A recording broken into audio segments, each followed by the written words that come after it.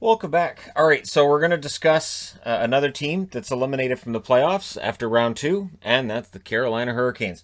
So the team's record this year was 36-12-8, and there was every reason to be optimistic about this team going to the playoffs. And I really thought that with what we saw during the regular season, with them having home ice advantage throughout the divisional matchups, I thought these guys have a really, really big chance to maybe go to the Stanley Cup final, which is where I had them going. And yet here we are. So what happened? Well, Tampa happened. The Tampa Bay Lightning, who were coming off of a very short offseason, where they won the Stanley Cup, and it really is a testament to just how good that team is. Everybody wants to talk about, oh, they're over the cap, they're over the cap. Yeah, and they had a shorter offseason than everybody else. And this is a team that, even if you want to say that Stamkos and Kucherov were arrested and whatever theory you want to throw out there, the fact that Tampa looked as good as they have against Carolina and against Florida before that, it's a testament to how well conditioned they are, how well coached they are. So for Carolina, in looking at that, they lost to a team that could very well repeat as Cup champs. So you can take solace in that. Now, coming out of the first round against Nashville, where they won in 6 games, they looked really good. Then in the second round against Tampa, as even as it looked in the beginning, eventually Tampa shows why they're the defending Cup champions. So they lost in 5 against Tampa. There's a lot to learn here from that series, right? And for Don Waddell, who had a good view of what went on in that series, now it's up to him. It's up to him to decide how they're going to go from that spot to being a champion. And going from one to the next, that is such a difficult spot to make that jump and figure out exactly what you need. And they're not the only one. There are a lot of teams right now in the NHL where you're going to have fans, players, and pundits saying, this team will win a Stanley Cup. This team's good enough, they're going to win. Look at the stars on this team. This team's going to win a Stanley Cup. We've said it about Colorado. We're saying it about Carolina. You can hear it about Toronto. There are numerous places where they're going to, and guaranteed, of those teams that we're all talking about, well, eventually they're going to win one. Some of them just won't. That's just how that works. We are going to be in a league next year of 32 teams, and one gets to be champ. That's it. So about 3% of the league gets to be a Stanley Cup champion. It's not easy. So when you look at the special teams numbers, it shows how they struggled against Tampa. Their power play in the regular season, 25.61%. In the postseason, 18.2%. So that definitely dropped. Their penalty kill in the regular season, 85.23%. In the playoffs, 76.2%. What makes that remarkable is their penalty kill was really good against Nashville. And against Tampa and that explosive power play they can put together, it just didn't happen. So there definitely has to be some focus on improving things. A lot of it, I think, is going to come from within, from guys like Ajo, Feshnikov, Teravainen. As they get older, it's that, and again, it's cliche, but they do have to learn how to win. Players do have to go through, in most cases, they go through these losses, they go through these setbacks, and then the next time around, they're supposed to have built on that experience so the next time it doesn't happen to them again. The regular season and postseason leading scorer is the same. It's Sebastian Ajo for both. 56 games played during the regular season, 24 goals, 33 assists, 57 points. The remarkable thing about Ajo is 24 goals, 57 points. That's good. He's definitely capable of more.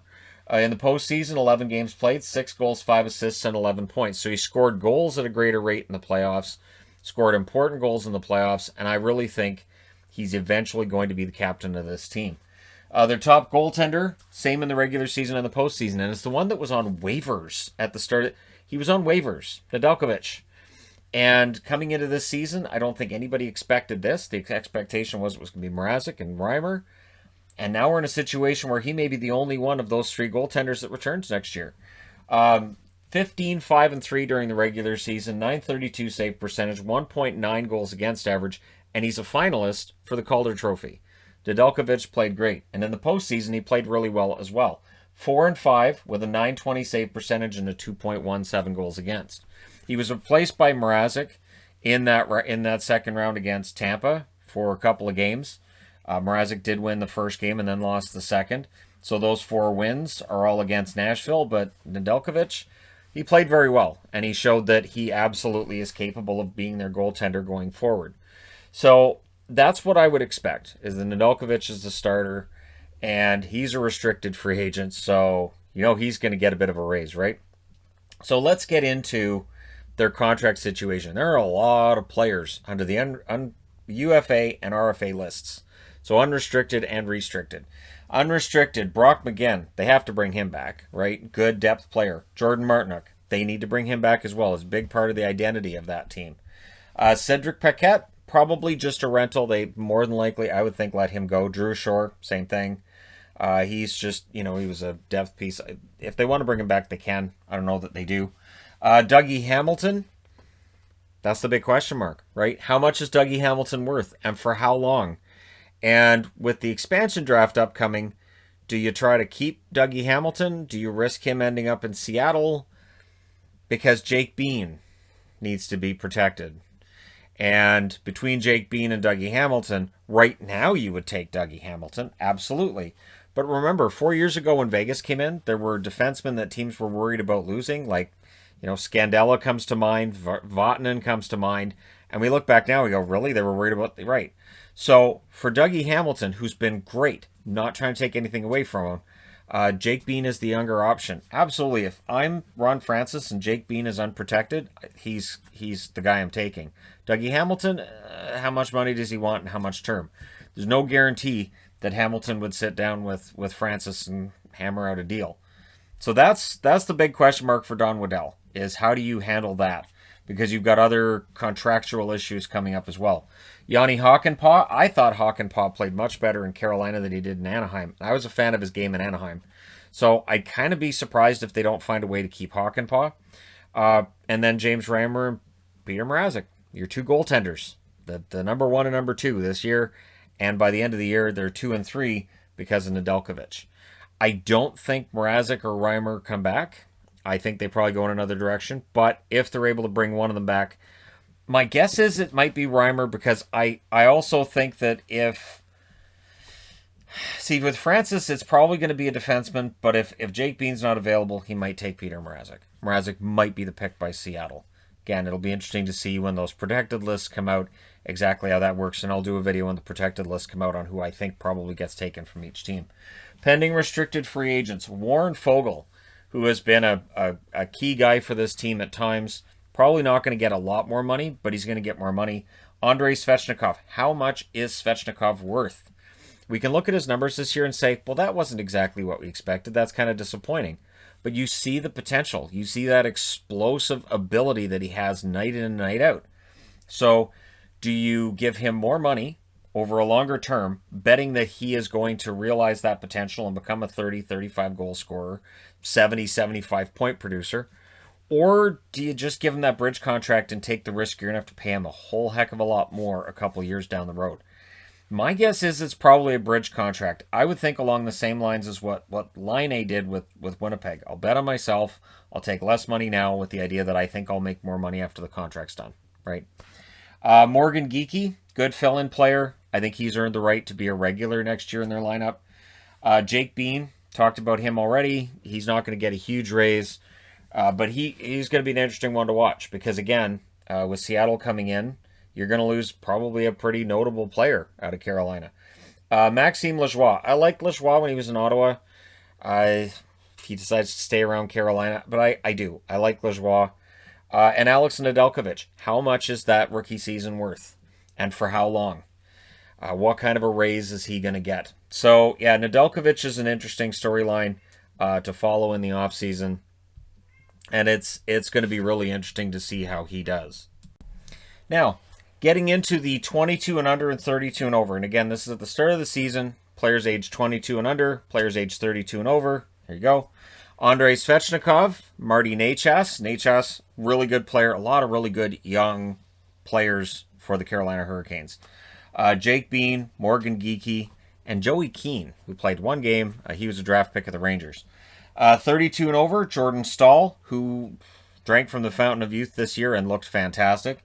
And James Reimer, who again, very likely on his way out. Not a lot of older players, a lot of young players.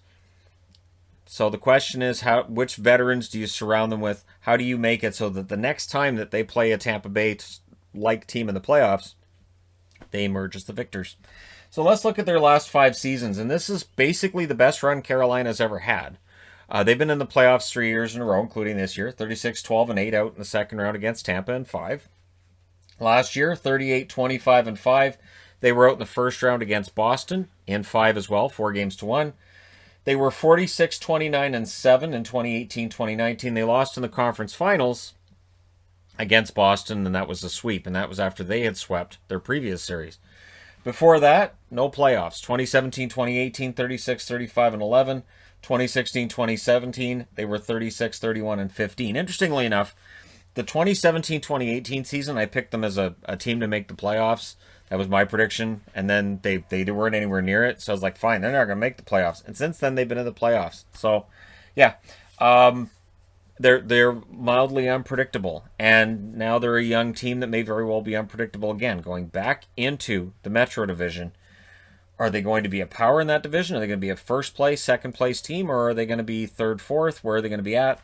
It's going to be really interesting when they throw those divisions back into their normal alignments next year to see which teams benefit and which teams get hurt by it.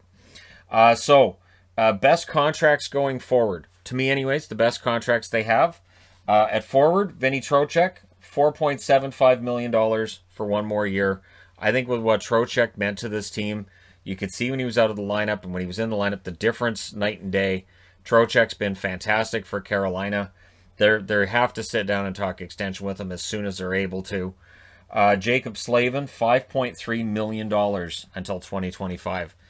There are a lot of pretty decent contracts on this team, so I just wanted to highlight those two.